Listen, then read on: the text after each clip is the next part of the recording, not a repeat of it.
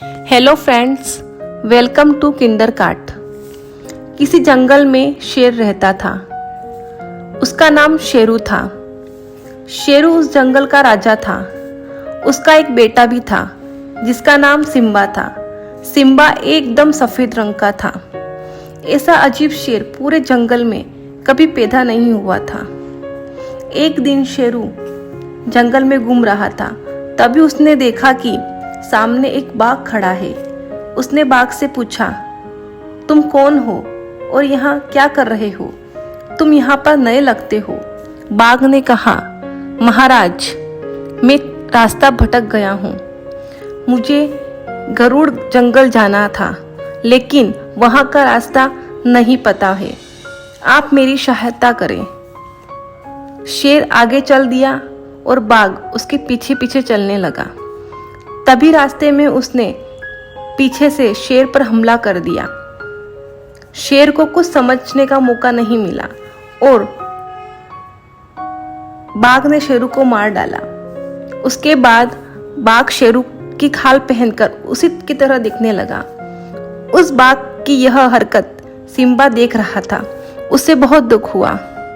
बाघ के जाने के बाद वो वहीं पर दुखी होकर बैठ गया, लेकिन अब वो इस बाघ से बदला लेने की सोचने लगा। उसका शरीर भले ही छोटा था, लेकिन उसका दिमाग बहुत तेज था। इधर बाघ शेर के रूप में रहने लगा। जंगल के जानवरों को पता भी नहीं चला कि वो एक बाघ है।